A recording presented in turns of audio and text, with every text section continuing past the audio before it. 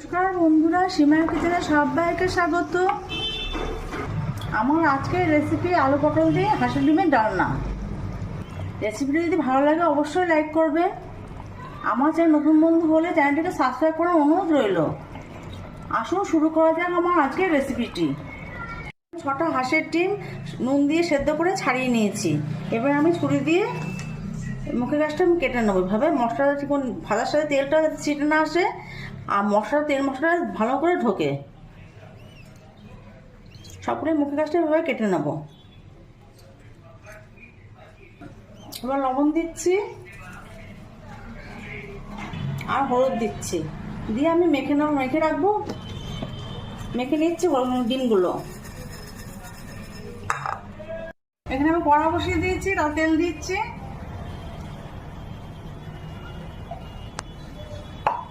তেলটা গরম হয়ে গেছে, ডিমগুলো দিয়ে দিচ্ছি। ডিমগুলো হালকা করে ভেজে নেব।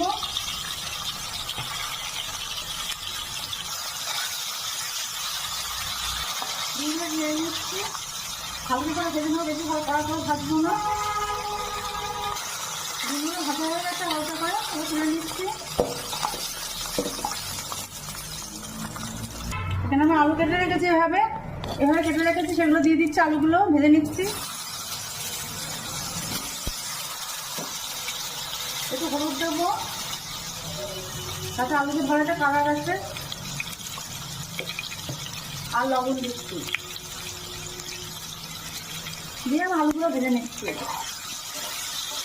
আলুগুলো লাল করে ভেজে নিয়েছি, এবার তুলে নিচ্ছি। পটলগুলো এভাবে কেটে রেখেছি, দু ফালি করে অল্প অল্প খোসা রেখে সেগুলো দিয়ে দিচ্ছি তেলে ভেজে নেবো। এবার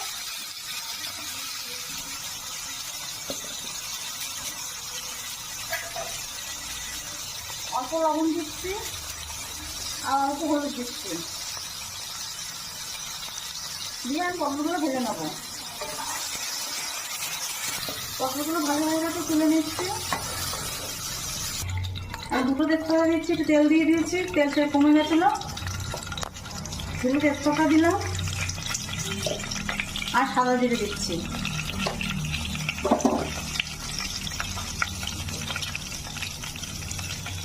ফোড়নটা সুন্দর গন্ধ বেরোবে। এই সময় আমি একটা পেঁয়াজ কেটে রেখেছি, সেটা আমি দিয়ে দিচ্ছি। পেঁয়াজটা আমি হালকা করে ভেজে নেব।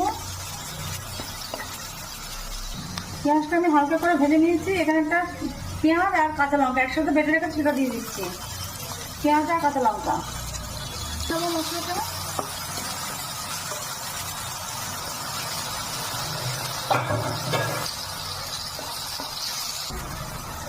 আদা বাটা দিচ্ছি 1 চামচ,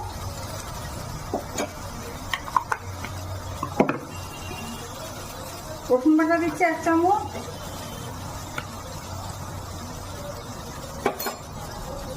কষিয়ে নেবো। আদা রসুনের কাঁচা গন্ধটা চলে যাওয়া অবধি কষিয়ে নেবো।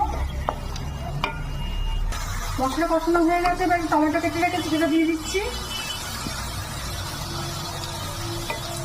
আর একটু লবণ দিচ্ছি, টমেটো আসলে নরম হয়ে যাবে। 2 মিনিটের জন্য ঢেকে দিচ্ছি। ঢাকনাটা তুলে নিচ্ছি। আমি গুঁড়ো মশলাগুলো দেবো। আস্তে লোটে করে দিয়ে গুঁড়ো মশলাগুলো দিচ্ছি। লঙ্কার গুঁড়ো দিচ্ছি 1 চামচ, হলুদের গুঁড়ো দিচ্ছি 1 চামচ,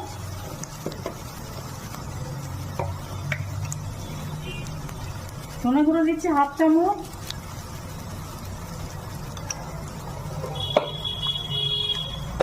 জিরের গুঁড়ো দিচ্ছি 1/2 চামচ।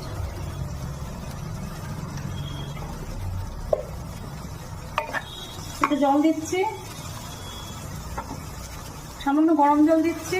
গরম জল দিয়ে কষিয়ে নিচ্ছি মশলাটা, একদম নিচে লেগে যাবে, পড়ে যাবে গুঁড়ো মশলাটা।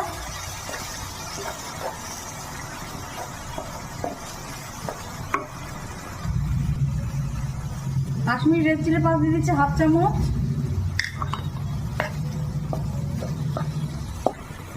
চিকেন মশলা দিচ্ছি 1 চামচ, ভালো করে কষিয়ে নেবো মশলার সাথে। আমি দই দিচ্ছি 2 চামচ, দিয়ে আমি কষিয়ে নেবো। মাছটা আমি লোতে করে দিয়ে দইটা দিলাম, নয়তো ফেটে যাওয়ার সম্ভাবনা থাকে। মশলা আমি খুব ভালোভাবে কষিয়ে নিয়েছি, দেখুন তেল ছেড়ে গেছে। এখানে আমি আলু আর পরোটা ভেজে রেখেছি, সেটা দিয়ে দিচ্ছি। মশলা কষানো হয়ে গেছে, এই সময় আমি আলু পরোটা দিয়ে দিলাম। এবার আলু পরোটা মশলার সাথে কষিয়ে নেবো। মশলার সাথে সবজি একসাথে কষিয়ে নিচ্ছি। আমি টক দই আর টমেটো দিয়েছি ব্যালেন্স করার জন্য। 1 চামচ চিনি দিচ্ছি, চিনিটা আপনারা নাও দিতে পারেন। চিনিটা দিলে মিষ্টি হবে না দইটা, কিন্তু খেতে ভালো লাগবে।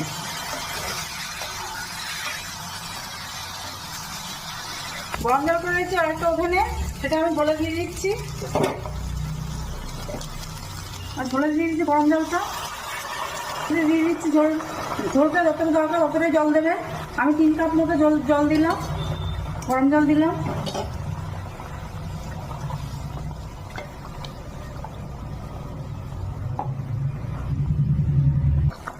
লবণ দিচ্ছি পরিমাণ মতো, লবণ আগেও দিয়েছিলাম, সেই বুঝিয়ে দেবে।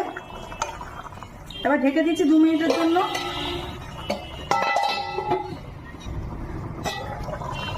2 মিনিট বাদে আমি ঢাকনা তুলে নিলাম, ডিমগুলো দিয়ে দিচ্ছি।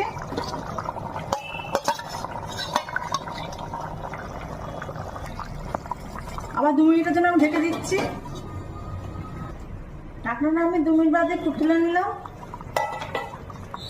ঝোলটা হয়ে গেছে, আলু পটল সবকিছু সেদ্ধ হয়ে গেছে। আলু পটল দিয়ে হাঁসের ডিমের ডালনা একদম তৈরি হয়ে গেছে। আমি গরম মশলা গুঁড়ো দিচ্ছি।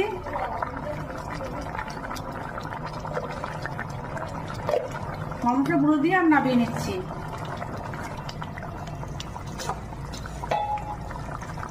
ঢেকে দিচ্ছি 5 মিনিটের জন্য। দিচ্ছি 5 মিনিট বাদে।